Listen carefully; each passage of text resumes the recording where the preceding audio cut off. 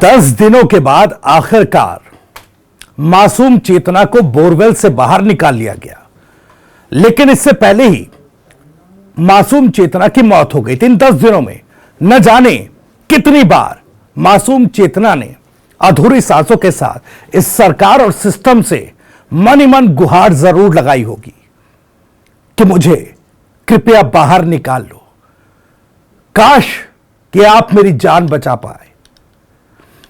दरअसल मासूम चेतना की मौत एक हुई बोरवेल में गिरने के कारण, और इस तरह की कई घटनाएं पहले भी हो चुकी हैं। आज क्या सवाल है यह आपको बताते हैं। दरअसल मासूम चेतना का रेस्क्यू ऑपरेशन शुरू करने में देरी क्यों हुई, यह बड़ा सवाल। मासूम चेतना की मौत का जिम्मेदार क्या महज एक खुदा हुआ बोरवेल था, या उसकी मौत के कई कारण हैं? सबसे पहला सवाल तो यही कि आखिर उसके रेस्क्यू ऑपरेशन में देरी क्यों हुई। दूसरा सवाल यह, रेस्क्यू ऑपरेशन में पर्याप्त एक्सपर्ट्स और संसाधन क्यों नहीं थे, यह भी एक सवाल है। तीसरा सवाल यह कि बोरवेल पर सुरक्षा मानकों की अनदेखी क्यों की गई। सुप्रीम कोर्ट की गाइडलाइंस के बाद इस तरह के बोरवेल की खुदाई और इस पर सुरक्षा मानकों की अनदेखी लगातार की जा रही है।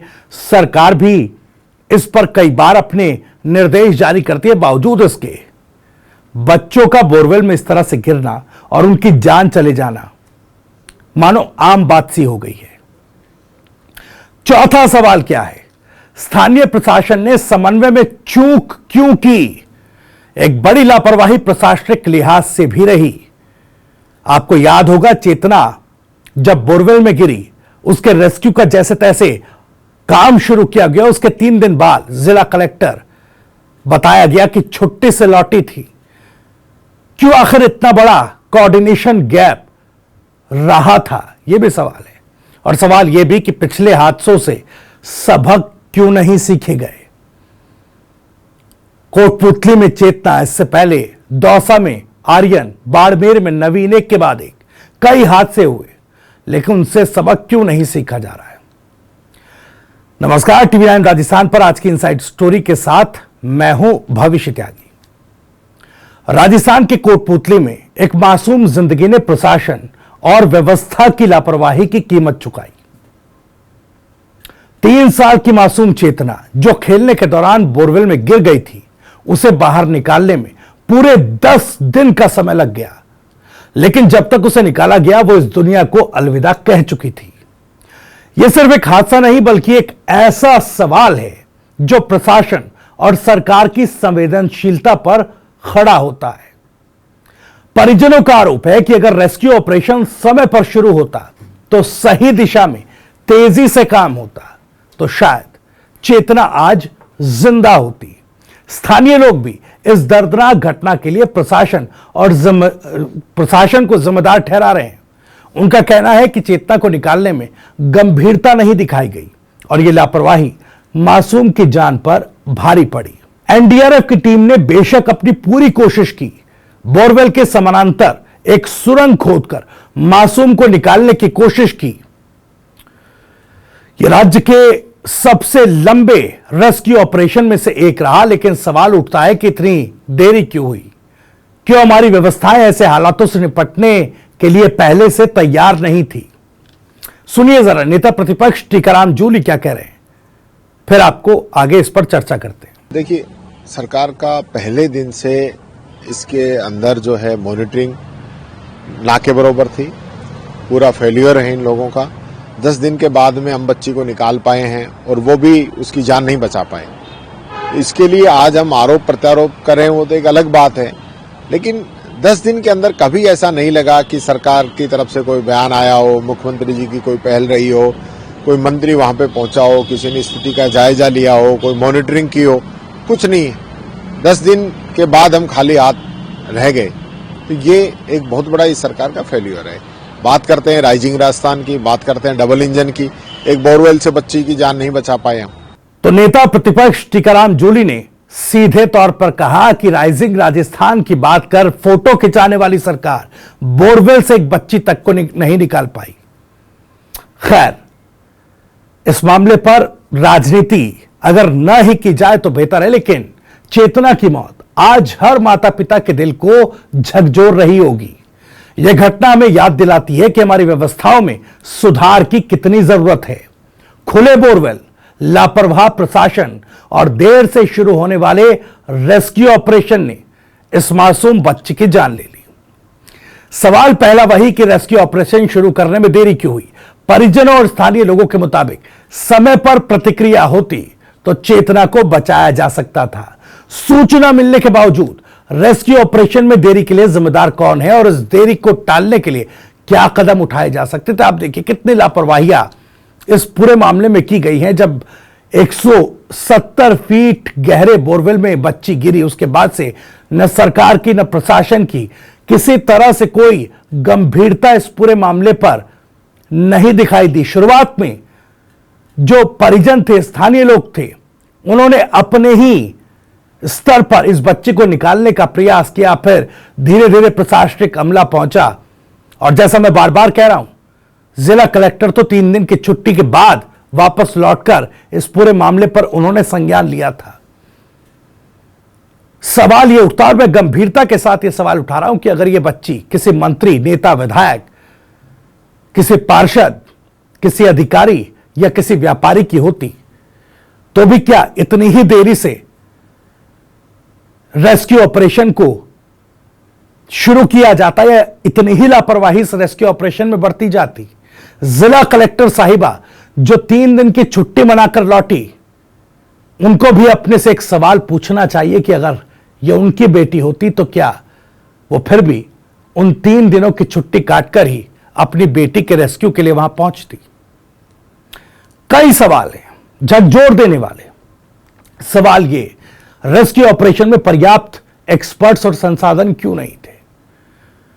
सवाल यह इसलिए उठ रहा है कि जहां पर जिला प्रशासन की पूरी टीम तक 3 दिन बाद पहुंची, ऐसे में कैसे उम्मीद की जाए कि इस रेस्क्यू ऑपरेशन के लिए वहां पर एक्सपर्ट्स पहुंचते, पर्याप्त साधन पहुंचते। 3 दिन बाद पोकलिन मशीन वहां पहुंची। किसी को यह अंदाजा नहीं हुआ कि इतने गहरे बोरवेल से बच्चे को निकालने के लिए किस तरह के संसाधनों की जरूरत पड़ेगी, या फिर ए प्लान, बी प्लान, उनके लिए क्या क्या सामानों की जरूरत होगी जिसको पहले से ही तैयार रखा जा सके।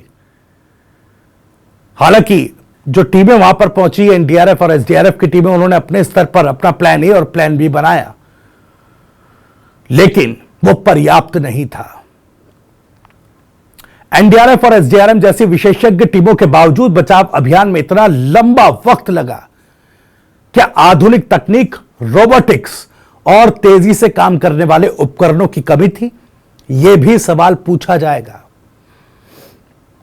बोरवेल जैसी खतरनाक संरचनाओं पर सुरक्षा मानकों की अनदेखी क्यों की जा रही है लगातार? इसको लेकर सुप्रीम कोर्ट के अपने गाइडलाइंस हैं। प्रशासन की तरफ से भी दौसा कांड के बाद, दौसा में जब आर्यन बोरवेल में गिरा, उसकी दर्दनाक मौत हुई, उसके बाद भी सरकार ने अपने स्तर से कहा कि चलिए इस पर मॉनिटरिंग की जाएगी, तमाम चीज होगी। लेकिन देखते ही देखते कुछ दिनों में चेतना, मासूम चेतना ने बोरवेल की वजह से अपनी जान खो दी। लेकिन इस कांड ने फिर एक बार सरकारी व्यवस्थाओं की, सरकारी दिशा निर्देशों की बखिया उधेड़ कर रख दी है।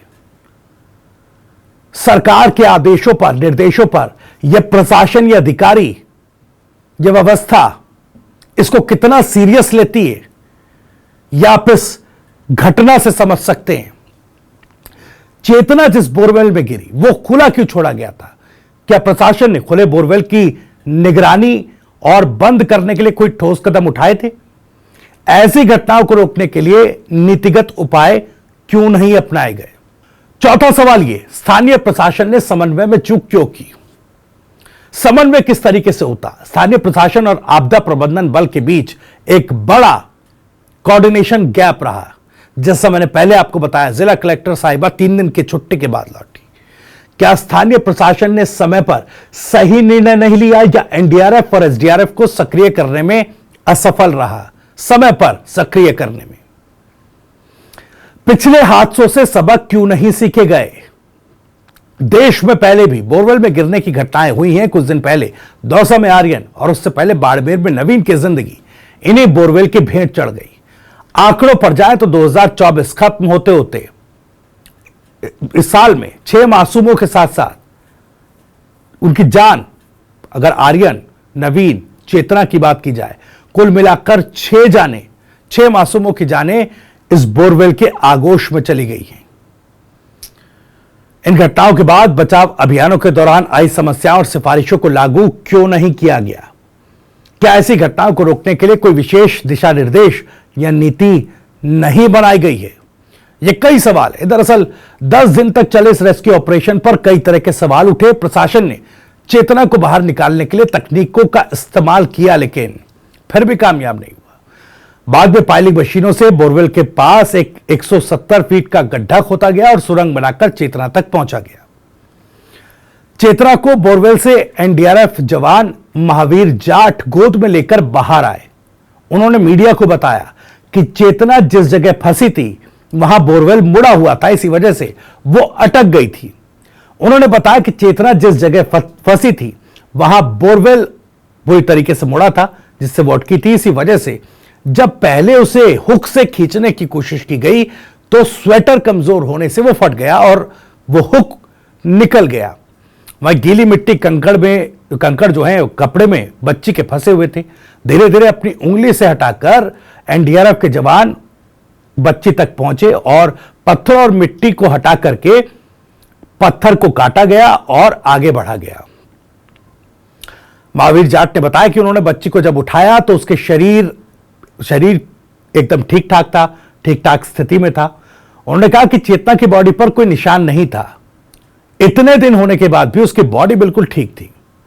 महावीर जाट ने बताया कि सुरंग बनाना काफी मुश्किल था। अंदर से उन पर मिट्टी और पत्थर गिर रहे थे।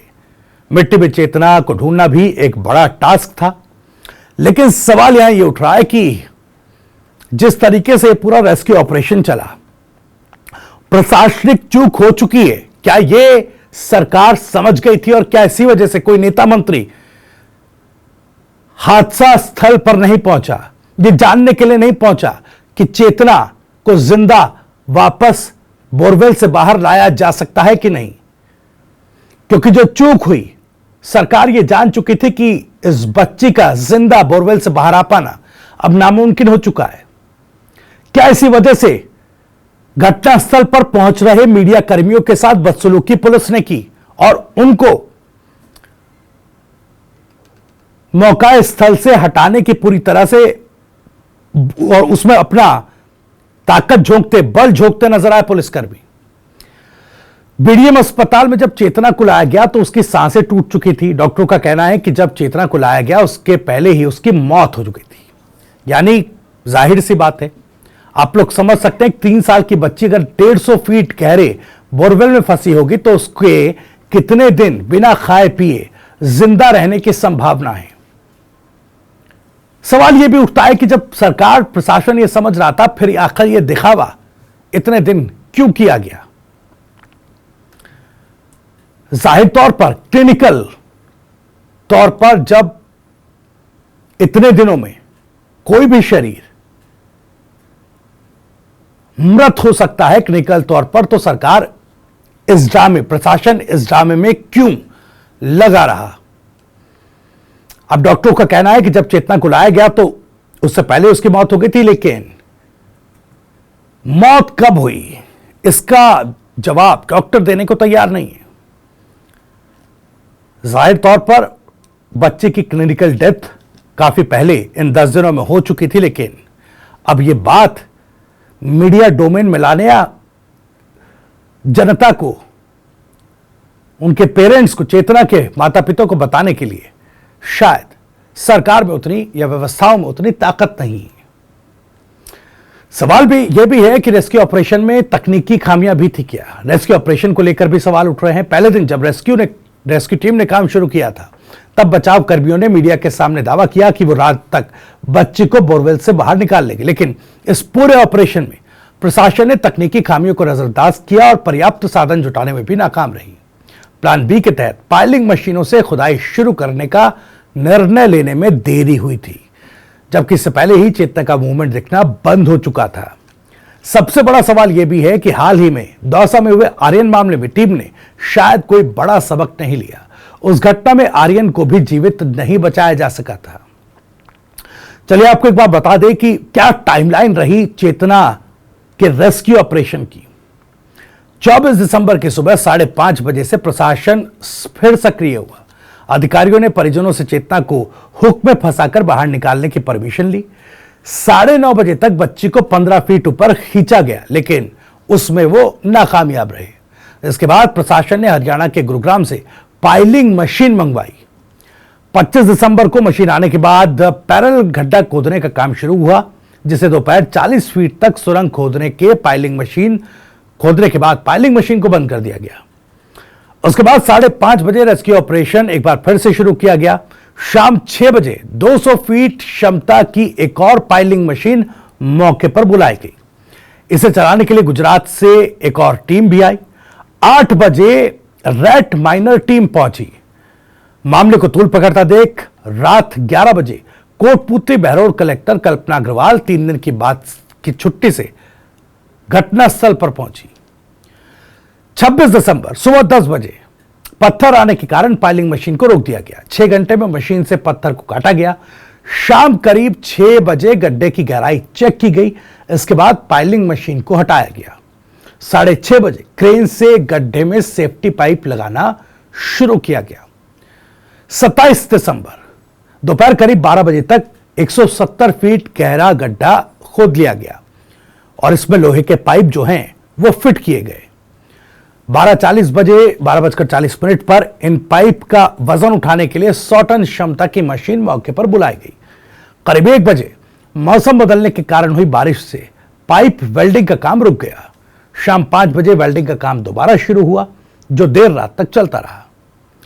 28 दिसंबर को एनडीआरएफ के 6 जवानों की टीम बनाई गई। सुरंग खोदने के लिए 2 जवानों को 170 फीट गहरे गड्ढे में उतारा गया। इन जवानों ने 4 फीट की सुरंग खोदी।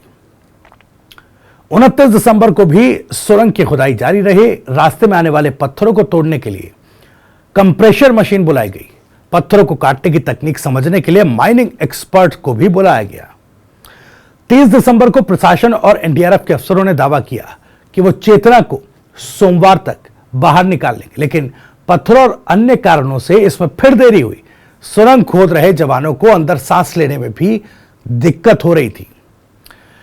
31 दिसंबर को पता चला कि जो सुरंग खोदी गई थी वो गलत दिशा में थी, जिससे बोरवेल की स्पष्ट स्थिति जो है वो समझ नहीं आ पा रही थी।